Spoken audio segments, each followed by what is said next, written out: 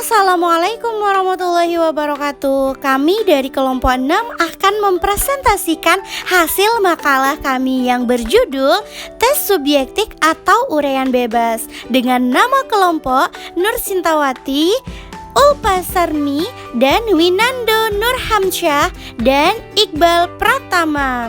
Dan ini dia materi yang akan kita bahas. Selamat menonton teman-teman semua. Nama saya Ulpasarmi dengan NIM 2001-06-007. Di sini saya sebagai pemateri pertama akan menjelaskan tentang pengertian tes uraian bebas dan karakteristik tes uraian bebas. Yang pertama, pengertian tes uraian bebas.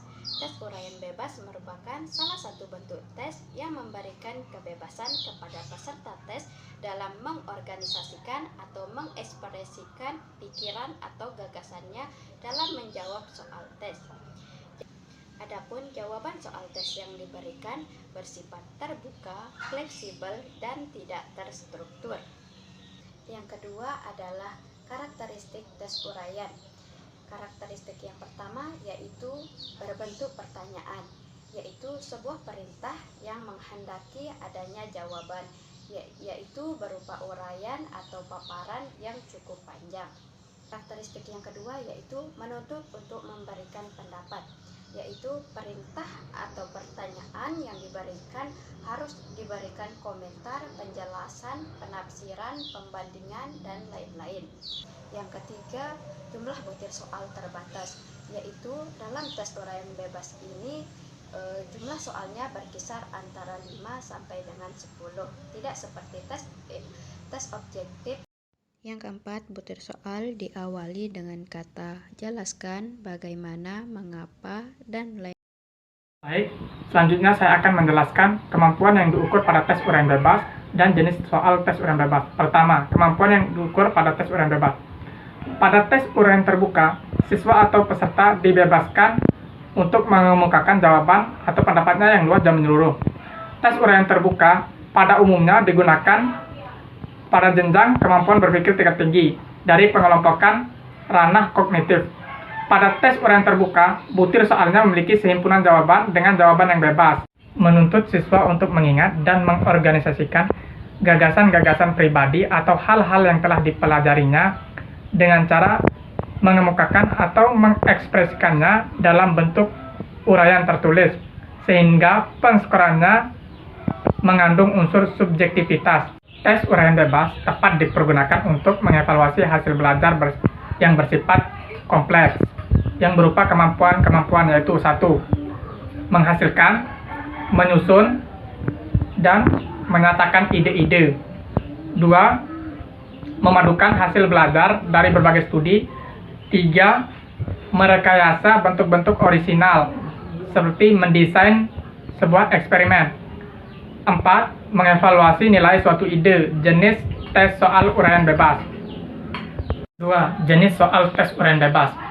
Tes subjektif dibagi menjadi 3. 1. Ingatan sederhana.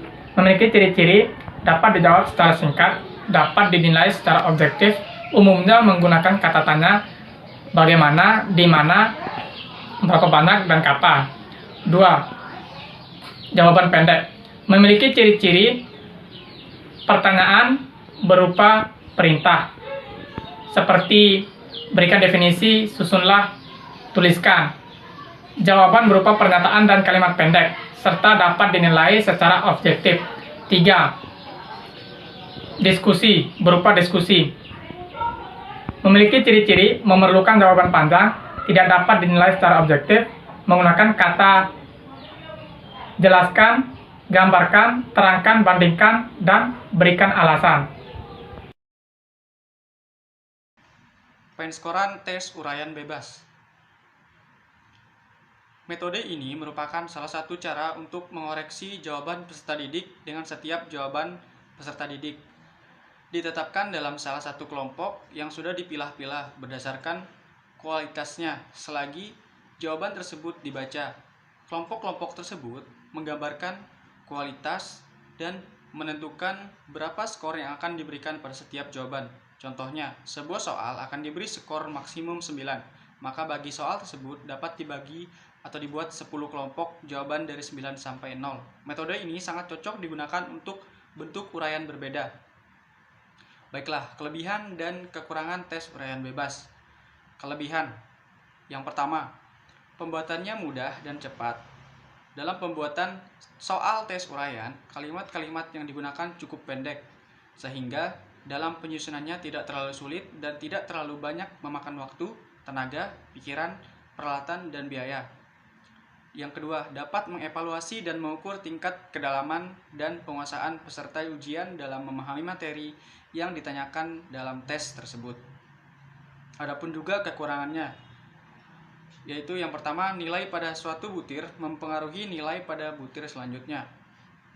Terus yang kedua, kurangnya kemampuan peserta didik dalam memahami isi atau kurang konsisten dalam menerjemahkan suatu butir sehingga tes yang diberikan tidak sesuai dengan keadaan yang sebenarnya. Baik, saya akan melanjutkan materi yang keempat, yaitu kaidah dalam penyusunan tes uraian. Di sini menurut Anas Sudejono 104-105 yaitu menjelaskan tentang tes uraian itu harus efektif dan efisien. Nah, di sini ada caranya penyusunannya itu sebagai berikut. Yang pertama, dalam setiap menyusun butir soal ujian harus mampu diusahakan sesuai dengan materi dan ide pokok yang ada pada pelajaran tersebut. Nah, yang kedua, soal dalam tes uraian tersebut harus diusahakan mampu memiliki kalimat atau kata yang berbeda tapi mempunyai satu makna. Nah, yang ketiga, dalam merumuskan soal harus tegas dan menjurus pada soal yang akan dituju. Nah, yang keempat, dalam penyusunan atau perumusan soal harus mempunyai variasi, tidak boleh tingkat kesamaannya itu sama. Nah, yang kelima ini, dalam penyusunan soal sebaiknya dihindari kata-kata yang bertele-tele agar tidak membingungkan peserta didik. Nah, yang keenam, susunlah pedoman dalam mengerjakan soal. Nah, di sini misalnya perhatikan jawaban harus di-list dengan nomor urut sesuai pada soal. Terus yang kedua, di sini kalian bisa lihat, perhatikan dan kerjakan dengan teliti. Nah, teman-teman semua, kita akan melanjutkan materinya, yaitu contoh soal tentang tes uraian bebas. Nah, di sini tes uraian bebas itu adalah pertanyaan yang mengeluarkan pendapat, argumentasi para siswa, dan fakta-fakta yang dia ketahui dalam mata pelajaran tersebut, tetapi mempunyai pedoman untuk menyesuaikan jawaban siswa dengan yang guru punya. Jadinya, contoh soalnya yaitu sebagai berikut. Nah, contoh soal yang pertama, coba jelaskan perbedaan tanaman monokotil dan tanaman dikotil. Nah, contoh soal yang kedua, coba jelaskan perbedaan antara rukun dan wajib naik haji. Contoh soal yang ketiga, bagaimana perkembangan komputer yang ada di Indonesia? Jelaskan dengan singkat. Sekian presentasi dari kelompok 6. Lebih kurangnya mohon maaf apabila ada kesalahan penempatan bahasa dan lain sebagainya. Mohon dimaafkan. Wassalamualaikum warahmatullahi wabarakatuh.